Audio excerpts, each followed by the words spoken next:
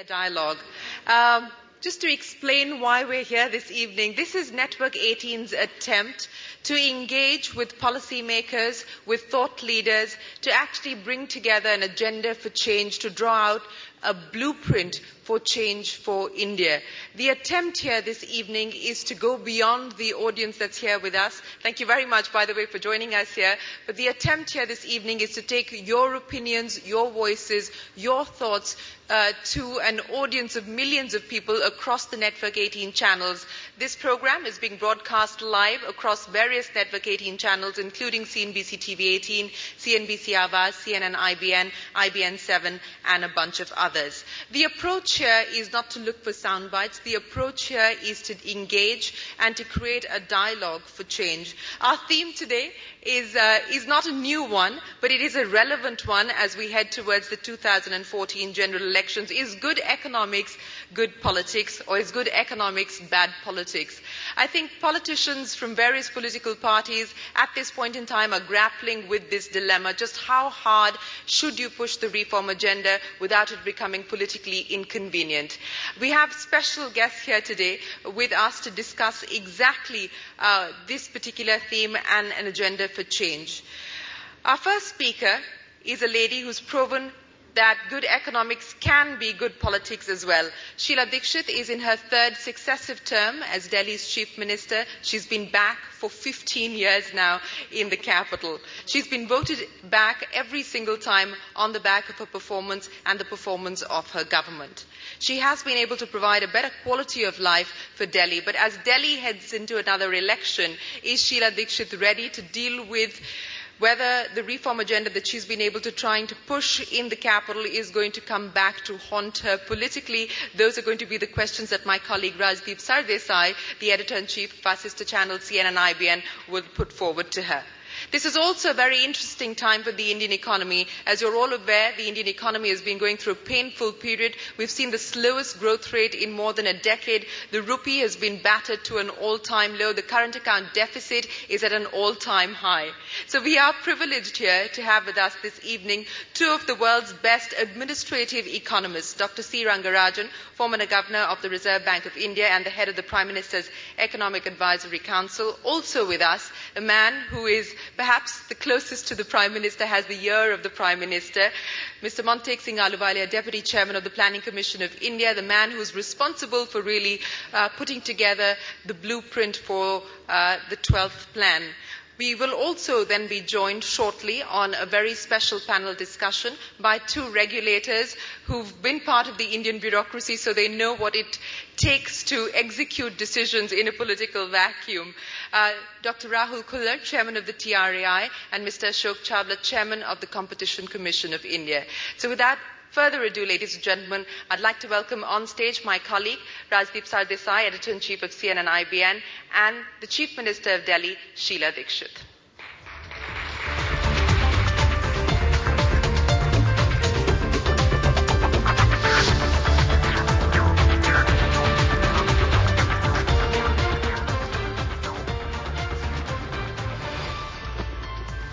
Thank you, ladies and gentlemen. A very warm welcome to you. We are, ladies and gentlemen, in perhaps one of the biggest election years that the country has ever seen. In about a few months from now, 4, possibly 5 states will go to the polls. Certainly within the next year, the country will go into a general election. And this all comes at a time of slow economic growth, of a falling rupee, and a general feeling, dare I use it in front of the worthies in this audience, of an economic crisis. So you have on the one side the country's biggest democracy about to go into elections, and on the other you have an economic crisis. And the general thesis has been that good economics makes bad politics. That to take tough economic decisions makes you politically unelectable. How true is that? Is it possible to take tough economic decisions and yet be electable? Or is the real problem one of governance and leadership, and less about this debate between good economics leading to bad politics? We thought we'd start with Sheila Dikshit this evening because she faces, in a sense, a double whammy. She's got a Delhi state election coming up in a few months from now, and she's got a general election as part of the Congress party. And we thought that we would focus on the Congress party in this second Think Dialogue exercise because we focused on Narendra Modi and the BJP in the first partly. And also because perhaps it's the Congress party which really faces the biggest challenge, being the incumbent party. They will be the party which will be asked all the tough questions in the months ahead, particularly when it comes to handling of the economy and the question of governance. So without further ado, may I please welcome once again Sheila Dikshit, three-time Chief Minister. We sometimes forget that in all our focus on the several Chief Ministers in this country, that she too is a three-time Chief Minister. And I don't know whether she wants to make it 4 times or whether she believes that 3 is enough, but we leave that to the question and answer session. But ladies and gentlemen, the Chief Minister of Delhi, Sheila Dikshit. Do you want to first? Do you want to speak first and then the Q&A, ma'am? Good evening, everybody. This topic that you have today is good economics, also good politics, is something which our current Prime Minister said in the early 90s when he was the Finance Minister in the government of P.V. Narasimha Rao. He said that, he used this phrase in one of his budget speeches, and I think it told TOLLED a good vibe at that time, and I think even today it continues to be very, very relevant because today he also happens to be the Prime Minister of this country. And I think the Congress, and with particularly Dr. Manmohan Singh, has never shied away from taking tough decisions in the interest of the long-term economy of the country, even though politically they may not be very convenient. So I don't think we are afraid of that. And we do take tough decisions, but we do need to make some changes. We need to make enormous changes. Would you like me to continue? I leave it to you. If you want me to, I'm happy to ask you specific questions as well. The way you whichever way you want it. So, no, you can ask me whenever. Okay, let me then ask you a very specific question. Mm-hmm. You seem to suggest that good economics makes good politics. Mm-hmm.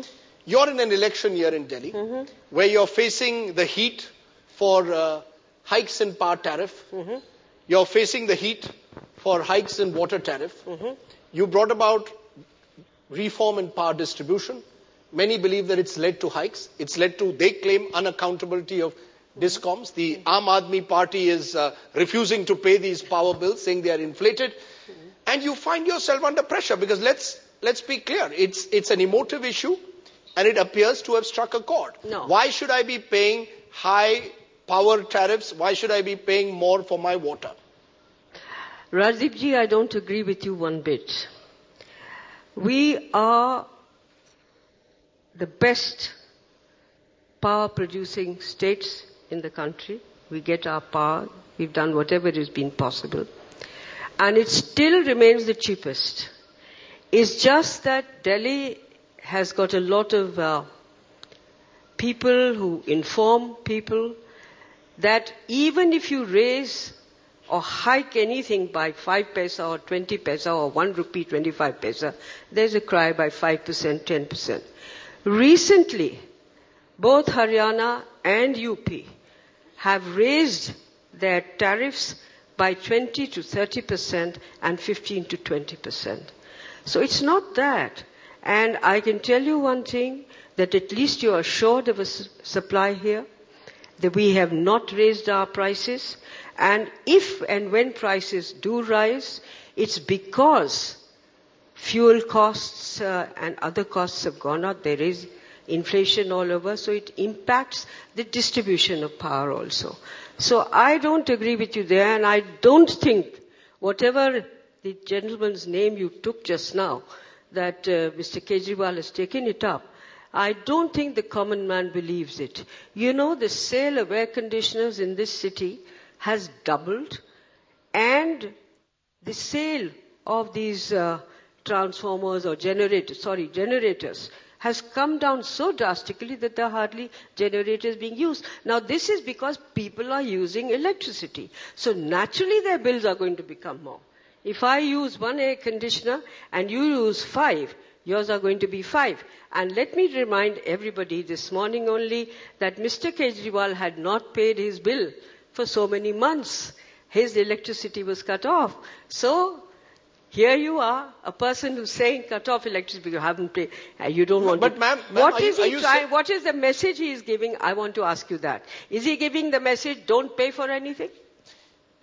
But let's be honest, if you went out in a public meeting today and said, look, Delhi has more air conditioners than ever before, people are buying air conditioners, how are you going to sell it to a jhuggi jhopdi wala or someone, No. or let's be clear, it'll be seen, is a politician able to sell the idea of reform? You're effectively suggesting, it appears, that if you want better quality services, you have to pay for them. No, because these services, providers, their costs have also gone up. It's not just that because we want more money. It's not that we are collecting more money or the discoms are collecting money. The cost of fuel, whether it's gas or coal or anything which produces power, has gone up. So if you want power, you want 24-hour power, you want to have power as you wish and as you will, I don't think the juggiwalas or the elite over here. Have you ever heard of a juggiwala saying, कि भैया बिजली बड़ी महंगी है या पानी मेरा नहीं आता है? It's always all of us who keep on talking because we have a voice. Somebody listens to our voice. Others don't listen. But I come back to it. Are you able to sell this? You see, you can sell it possibly to this Well, audience. that I think, Rajdeep, in the we should heat and dust of an election campaign, we've seen in the past a number of chief ministers. The two examples that are often cited is Chandrababu Naidu was cited as someone who aggressively pushed for reform and apparently failed when it came to the voter. The other example is given of Narendra Modi, who's also pushing a reform-friendly agenda and is also a 3-time chief minister. Do you believe it is easier today for a chief minister to push through with reform and actually make it an electable issue? Can you take these tough decisions on hiking power tariffs, Rajdeep, hiking water tariffs and win elections? I hope to win the election. I'm going with that confidence, and we should. But whether I will win an election or lose an election on account of what you're saying is something I will not be able to predict. I'm not an astrologer. I won't be able to say. The elections are here just a couple of months ago. You'll get a new government by December, and that will be the answer. They also make the charge along with that of unaccountability of discoms. There's a rhetoric which plays out. There's a narrative which plays out, which your critics or your political opponents put out, that by privatizing power, for example, you virtually, power distribution, you've given it over to the private sector, and these discoms are unaccountable. And the government must have greater control, therefore, over services being provided. That's the argument which is being made at the moment. How do you respond to that? Rajdeep, there is a regulatory commission, the Delhi Electricity Regulatory Commissions. This goes into determining what tariff there should be. And it takes into account not only what the discoms want, but a whole lot of people, the common people, any other companies, anybody who's asked, they have a whole system of going through and answering their questions, which the discoms have to answer. So it's not as you think that it's just that their women fancy. If there was their women fancy, they would have raised it by several times more. But it is not so. And Delhi, I think Bombay is about the only city which has less power tariff than we have. But Delhi is certainly the cheapest. Is the problem then really not the way we are positioning it as reform making bad politics or making you dangerously unelectable, but really of governance and leadership? Then where you offer good governance and leadership, then the voter is willing to trust you enough to re-elect you. If you don't offer good governance and leadership, and that is the question which is being asked not just of you as Chief Minister, but also as a member of UPA too, that is when the voter anger grows, particularly among the urban middle class. And Delhi has a large urban middle class population. The country has an increasingly large urban middle class population which feels frustrated by governance, by the lack of governance. No. So it's not so much reform versus not having any reform, but good governance versus bad governance, good leadership versus bad leadership. I'd like to tell everybody and tell you also in particular that Delhi is a city-state number one. Number two, it's not a full-fledged state like other states are. We do not have police with us, we do not have land with us, and there are many other things in which postings, transfers and so. So we are a somewhat handicapped democracy. In spite of that, in spite of what you're calling bad governance, which I don't agree with one bit. If it had been bad governance, we wouldn't have come back 3 times already. So, to say that it's just bad governance that you may or may not come back, I don't agree with you there at all. Delhi is looking a far better city. It's a far more prosperous city. It's got the highest income per capita in the entire country, over 2 lakh rupees a year. Now, tell me, it's got the best health system, best education system. 200 students from government schools were given awards by the Ministry of Human Resource Development for their outstanding performance in the school results this year. Out of those 200 children all over the country, 124 children came from the government schools of Delhi. Now, what do you want? Ma'am, the point... No, when I say governance... You gave me an indicator. I'm giving you indicators. It's got health system, which is about the best, because we get about 35% of our patients from outside. Our roads, collective roads, equal the entire collective coastline of Delhi. So it's not that we have tremendous limitations. 5 lakh people, 500,000 people come into Delhi to stay here and never go back. So our population today is 1 crore 70 lakhs. It's likely to be over 2 crores 21 lakhs in the next couple of years. So we are facing problems. I'm not saying that. I'm giving you one basic problem. We are a responsive government. We certainly are a responsive government. And I have one last sentence to tell you. Yes. We are a responsive government, and I happen to be also the finance minister of my government, which is rather unusual. I haven't a clue about finances, but as a housewife I know 65% of the funds that we spend in Delhi go to the social sector. It's not that we've got industry. It's not that we've got trade, a huge amount of, agriculture, not at all. Our income is from the service sector and from trade and good collection of our taxes, VAT or whatever it is. It's interesting that I asked you the question as not just as Delhi Chief Minister, but also a member of the UPA. You chose to focus on Delhi because many believe that the real crisis is also at the center. In the sense that there's a widespread perception today of weak leadership, of non-governance. This is a perception. This is what is coming through various polls that we are doing, that decisions aren't taken quickly enough. Delhi, in a sense, has been fortunate because you are the national capital. You also get the benefit, perhaps, of quicker decision making.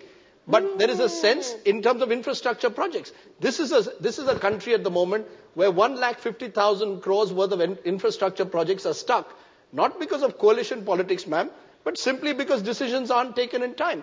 Do you believe that politics is, in a sense, becoming an impediment in quick decision making? That you're unable to take decisions quickly enough? And I'm broadening it beyond Delhi. I'm saying in general, as a politician today, would you concede that decision making has slowed down considerably? No, decision making, perhaps from your point of view, has slowed down. But the UPA record, and I've got some figures with me, which is going to take a long time to tell you. But to give you a very small little example, in 2004 and 5, the poverty ratio was 35%. In 2009 and 10, it has come down to 30%. Now, this is just an indicator. There are many other indicators. I would say politicians take their own decisions because of the period in which they are living. For instance, Jawaharlal Nehru called it the temples of modern India, and he started his work thinking of that. Shastriji spoke of Jai Jawan, Jai Kisan. Indira Gandhi spoke of Garibi Hatao, and Rajiv Gandhi spoke of the 21st century and technology. And then we had now the current UPA government has spoken of liberalization with a human face and all inclusive. This is what we have done. And I hope in the future, but if I were to take a decision, I would say that we should make it participatory democracy and give greater opportunities all across the country. Now you spoke and said that political will. Political will is there. We face an election every 5 years, so we have to have a political will. If we don't have a political will, people will take us out like they did to many other governments. But we also have to think of systems. The systems, the bureaucratic systems, the decision-making systems, which in many, many cases have become very archaic. That's where we should concentrate, and that means also political will and also the bureaucratic will to be able to change it. The right to education, RTI, all these have come about because there was a political will to do it. Are you going to blame the bureaucracy for the slow decision making as a I'm good not politician? Blaming the We've got senior bureaucrats here who may have a very different perspective. Certainly not. I am myself a bureaucrat's wife, so I would not blame a bureaucrat at all. It's not that. But the system, we need to change that. What is about the system? Because it takes too long. It takes too long. It's very cumbersome. Some of the acts which are there date back to 1908 and 1895. We need to change all that. So I think... But who's going to change all that? You would presume that the political leadership will change that. At the end of the day, the direction has to be provided by the political leadership of this country. And there's a sense that that direction has been missing. That, particularly in the last 5 years, there's been a sense of fatigue which has set in. And it cannot only be blamed on coalition politics, surely, ma'am, anymore. You don't run a coalition government here in Delhi. And you have faced far greater pressure, perhaps in the last 5 years, in implementing policies than you did in your first 10. I sometimes wonder whether we should go to the US system and leaders should be only there for 8 or 10 years. The best spell is your first term, and then a sense of fatigue sets in. Do you believe that? That over time a sense of fatigue? No, I don't say that it's fatigue, but yes, I think the opposition has also become a little impatient. They are going around doing personal attacks, which wasn't the culture of politics in India before this. You go on personally attacking people, individuals, and so on. And that could be a sense of frustration which has come about. What you're calling fatigue could also be frustration on the other side. So I am not too sure that there is a finality about what you are judging. We have to look at the other side of the picture. Why is the opposition, particularly the BJP, so impatient? They are attacking us on everything. Every little thing that you do, whether it's there or whether there is proof enough or not, is just talking in the air. So there is a difference in the politics of the first UPA and the second UPA. It's something we need to accept, but we'll face it. I'm sure we will. And as I said, eventually it's the people of this country who will decide, not the few of us sitting in Delhi, but the entire country. Before I throw it open to the audience, I just wanted to get a sense. In your latest term, you faced the Commonwealth Games scandal in a sense. It worked both ways. Many believe that the Commonwealth Games brought in new infrastructure to Delhi, better roads, more flyways, but also brought in more and more stories of corruption, it did, ma'am. Now you're going to shake your head today. No, but then, no, Rajni, you can please. So, I'm talking on behalf of the government of Delhi, who was responsible for organizing the games. There was a study done by the Shunglu committee.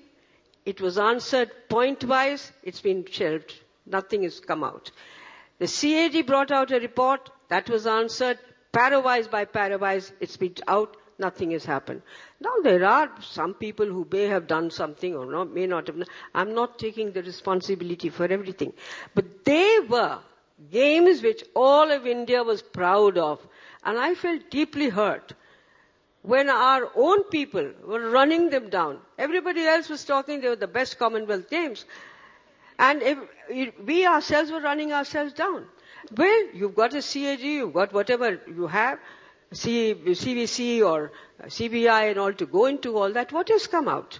If you look at, a few people have been... Ma'am, there have been questions raised by CAG. No, yeah, of course, but they were all been answered. I'm a question, unless if it's not answered, you can have the benefit of doubt. Yes, they had no answer for it. But if you have an answer, you've given it, and you still go on saying, no, you've done this, I don't think I'm just wondering whether the kind of corruption that we saw during the Commonwealth Games is also endemic to our system. When you give a few individuals discretionary powers of the kind that they perhaps had in the organizing committee of the Commonwealth Games, when you perhaps dare one say give bureaucrats certain powers, discretionary powers within your government, and there's a certain lack of transparency in the way contracts are handed out, there will be corruption.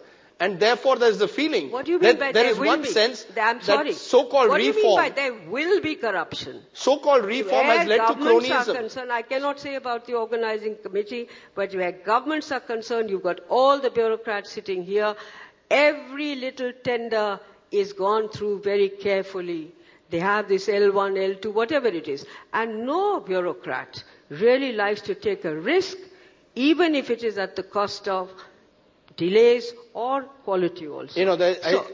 My worry is, does reform lead to cronyism?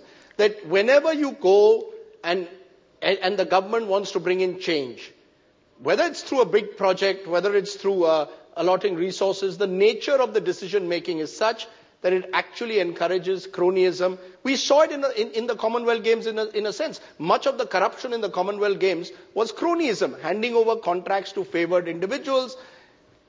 No transparency. I'm just wondering whether this is part of the problem in government today. No. And that is what has led to this kind of negativism that is particularly there today within the urban middle class. They feel that even when government goes in for reform, which may be in their benefit, it also involves a large measure of corruption.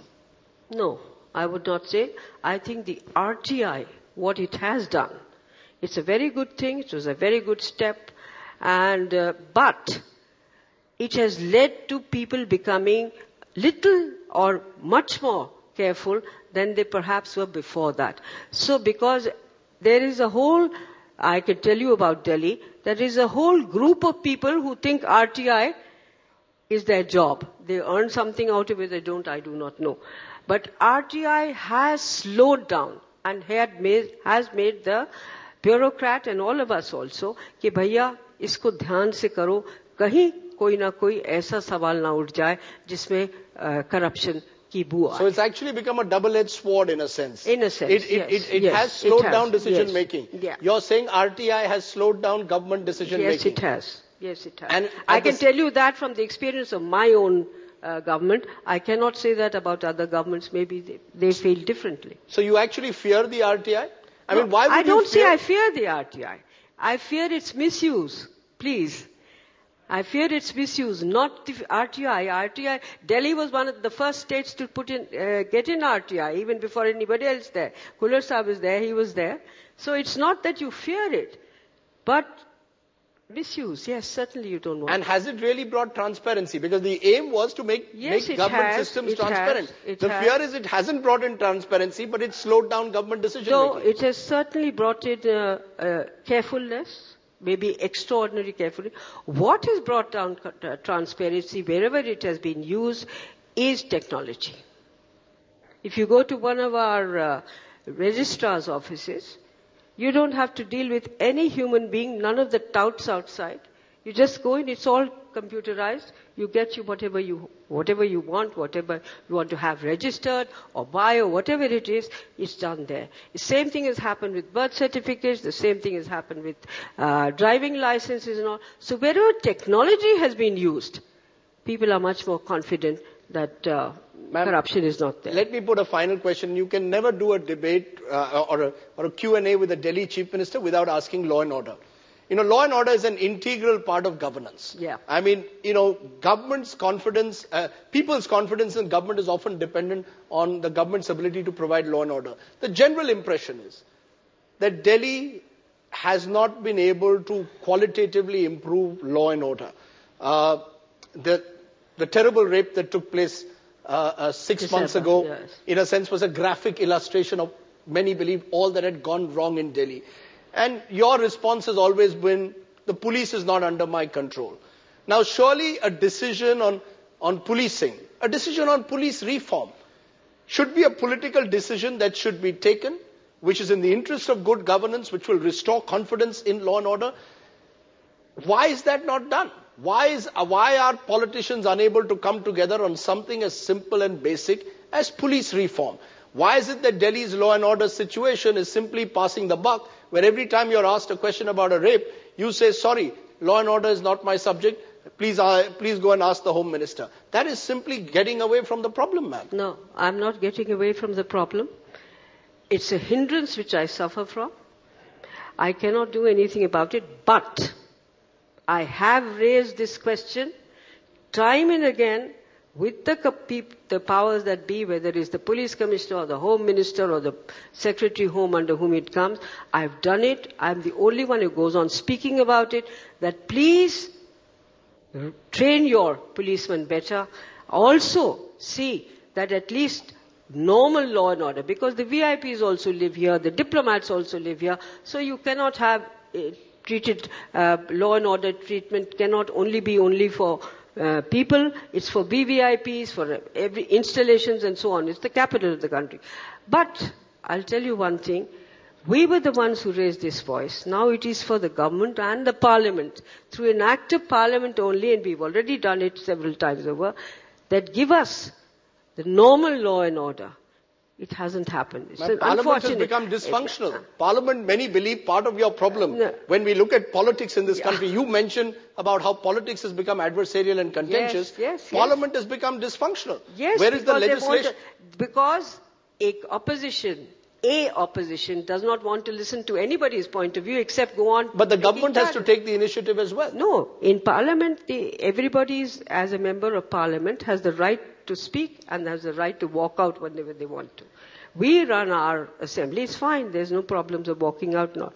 But if you have an opposition, a main opposition, who does not want to listen to anybody's point of view except go on making charges, I'm afraid there is a sense of helplessness. My worry is that reform, therefore, is taking place in a vacuum. You have economic reform. Gurgaon, for example. For a moment, I'm going to include Gurgaon within NCR as a wider, larger city. Has more pubs per square kilometer at the moment and the least police stations in that same area. And it just makes you wonder whether in all the focus on reform and on New India, what we haven't provided is law and order. And to that extent, shouldn't the political class take responsibility for that? Shouldn't our leadership, none of this has to do with bad politics, good politics. It has to do with providing a decent architecture within which governance can take place. And you haven't done it, ma'am. Well, one step which the government did take, and that was to change the laws and to have fast-track courts. The Verma committee, the late Justice Verma's committee, it has brought out some changes to have faster and quicker decision-making in this. That was because of public anger. That was because people had to come on the streets, ma'am. It's almost as if only when people come out on the streets that the government acts. It was, suppose I were to say it was also because of me, because if we had not done this and accepted that, yes, we'll give you so many courts, it wouldn't have happened. Now, that's not the issue. You have to give credit where it is due, and as you say, you're critical, fine. We need criticism because we can only better ourselves when we get to know what we are being criticized for. I have no issues where that is concerned. But to go on saying, if it rains, it's very good. If it doesn't rain, it's very good. If there's a flood, now we looked after the flood situation in Delhi, nobody heard anything about it. Nobody has said a word. It was the most horrible flood situation in the last 60 years. Nobody said anything. Had anything gone wrong, they would have had news all over the place that one person died or one person... You're saying there's an air of negativism. There is an air of Okay, there's an negativism, air... and I think we are all equally responsible for it. And I hope we will correct it. I have faith in the fact that this cycle will also go away, and negativism will turn to positivism very soon. Let me get in a couple of questions before we end this session with you. We've just got 5 minutes more. Yes, gentleman there. Yes, sir. Thank you, Rajdeep. My name is Anil Bhatt. I write columns for the Asian Age and a number of other publications. You will have to put your mic a little... Yeah. My name is Anil Bhatt. Uh-huh. I write columns for the Asian Age and a number of other publications. Two questions. One is related to Rajdeep's. Why do we have a very low police to population ratio? Mm-hmm. Not only it's throughout India, but in Delhi it's absolutely, it's bad. Mm-hmm. And why do a lot of resident welfare associations need water tankers 3 to 4 times a day? Why is the meetha pani coming only about barely half an hour? Thank you. You have a question to answer? No? Okay. Do you want to take that question, and we'll then get one more question in? You're talking about the water, no? You're talking about the... Yes, water. Yes. And he's saying a low police to population ratio. Very low police to population. He's got two problems. A very low police to population ratio. Yes, that's and the true. second is the but problem I think they're of water. trying to increase it up, but training a police personnel will take time. You won't see the change before the next 1 year or so.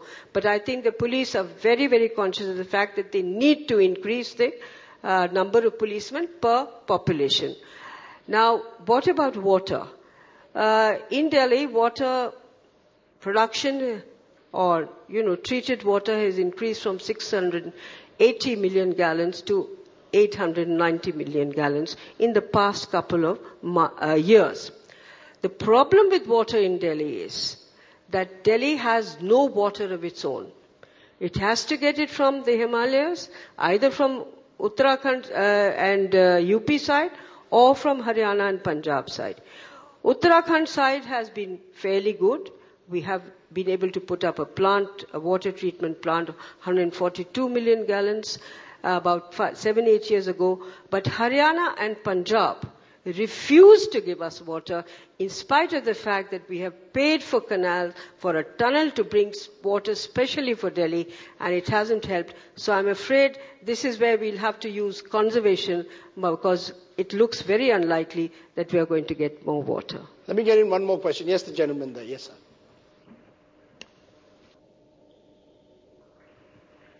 Yeah, my name is Athar Zia. First of all, I will congratulate Madam that I travel all across the country, and Delhi is the least corrupt, most sensitive about the problem of the people, and the best governed state in this country.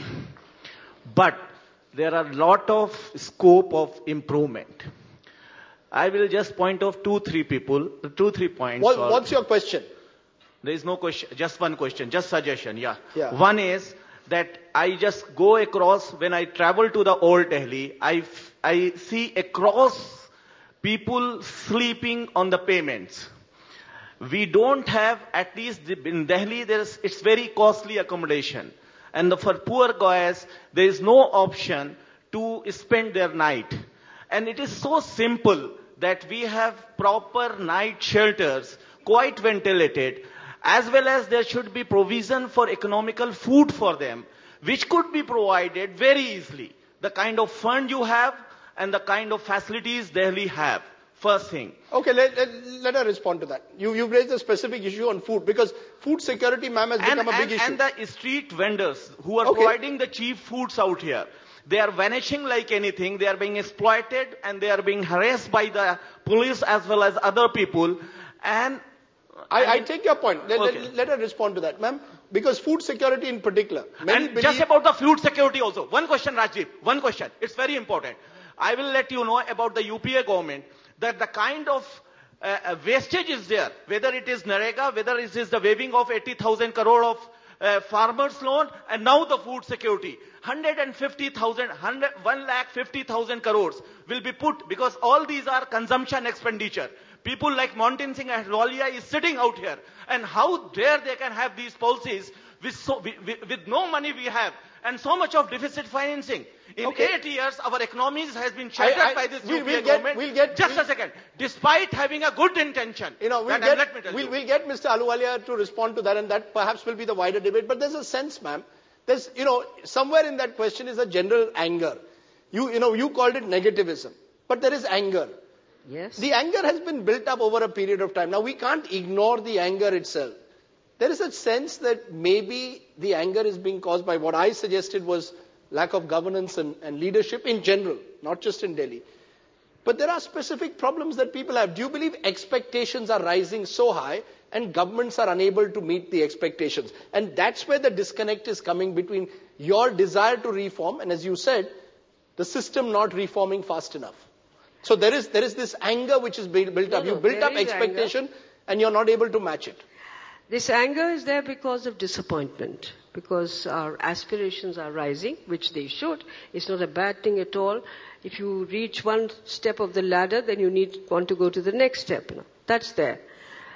Now, you spoke of lack of housing and people sleeping on streets. Now, I can tell you one thing, that there are enough homes and there are enough night shelters. But the problem is, a person comes in from Faridabad to earn a living here. They do that. Then they don't have the time to go back and they stay here. The same happens to Gurgaon. The same happens with all the periphery towns in Delhi because they get good labor, good money for their labor. It's the best in the country. So they come here. I'm not blaming anybody. I'm merely explaining a situation to you. We are going to make holding areas where the labor can come and live in an area, give a little rent for it and carry on living there. Apart from these holding areas, there's a huge amount of construction going on for the lower income group to have houses so that we don't build up shanties and jhopri clusters. We've already built about 50,000. DDA has built a few. We hope that people will be able to shift to them. Now, it's not always easy to shift people. They may buy a house, but because their economic activities in a particular area, they're not always happy to go to somewhere else. So there are problems. I just want all of us to understand. All that I can say is we do have a commitment. The Congress Party has always had a commitment to the larger section or every section of society, and that we will continue with that. But we do not have a magic wand. I say Delhi has changed. Everybody accepts that. But it's not the kind of magic wand that I say, oof, here come the houses that I want. Shoo, here comes the land that I need. That doesn't happen. So it will take a little time. We have to have a little patience, but I can understand the anger and the angst. Yes, one last question, Gopal. Yes. Ma'am, I'm Gopal Jain, a resident of Delhi.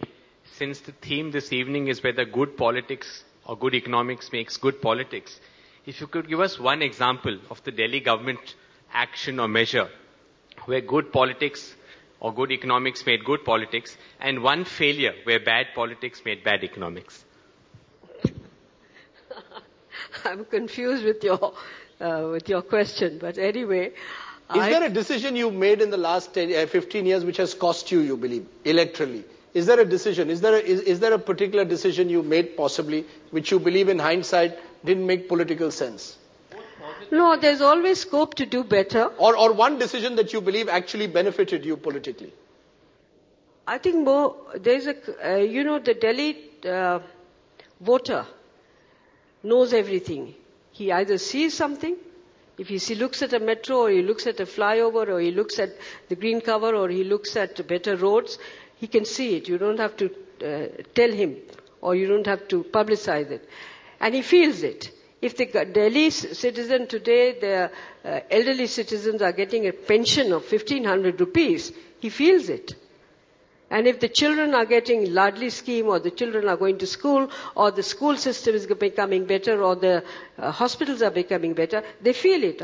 You don't have to say it, I don't have to say it. So that advantage we do have in Delhi, that we don't have to, if we have big states like Uttar Pradesh or Bihar or anywhere else, if something is happening in Azamgarh, it's not always known in Lucknow, or Lucknow does not know what is happening in Meerut. Delhi is visible, and it's visible to everybody. And above all, we have a very, very vigilant media. So it's easier. Which keeps us on our toes. So is it easier to govern Delhi than it is to govern any other Indian state in that sense? Because you're a city-state, much easier. I think it's much more difficult because we do not have the powers that other states have. And neither do we have the resources. All that I earn my money from, and Mr. Montek Singh is here, I complained to him that for the past 10 years, the support that we have been getting from the government of India has remained stationary at 625 crores or whatever it is. The rest we collect ourselves. Every chief minister seems to target him. Whether it's Mamata Banerjee who does it in a more obvious manner. He's a friend. I have nothing against him, but I told him, I said, this is where we are. How do we collect the funds? We do it through all of you. And we have a good system of collection because our VAT collections have gone up enormously. And that's why we are surviving. And that's why we are doing all the work that we are. Ma'am, as I end the program, I just want to ask you one small thing. You've been a 3-time chief minister. I raised it in between. Are you tired of it? Be honest. Do you believe that the job fatigues you to the extent? I raised the American example. You should be a president maximum for 2 terms. All our great prime ministers, Nehru's worst term in a sense was his 3rd term, the most difficult term that Nehru had as prime minister. Indira's decline began after 6-7 years. Many believe Manmohan Singh's decline began in his 2nd term. That it's time to have... Don't ask me this question, you take your own decision. No, I'm asking you, do you believe... And form your own opinion. Do you believe that there should be a fixed term? And have you ever thought in terms of retirement and moving on? It has its good points. It also has its bad points. Because if you lose somebody who's capable, just because 2 terms are over, that would be a loss. But if there's somebody... Because remember one thing in democracy, it's the people who have elected. And the day you feel tired, that I think is the time when you should voluntarily go. But I can tell you one thing, Delhi is far too exciting for anybody to leave it if they have an opportunity. So you're neither tired nor retired. Am I correct? You're neither tired nor retired. That's what you're saying. Okay. On that note, ladies and gentlemen, Sheila Dikshit, the Chief Minister of Delhi. May I now request founder editor of Network 18, Raghav Bell, to take forward the evening, because there are several issues that Ms. Dikshit has pointed out. The politicians' constraints, perhaps the real bigger constraints lie in a sense with the bureaucracy and the policy makers, particularly at the center. So we'll get Raghav to take that forward. Once again, ma'am, thank you very much.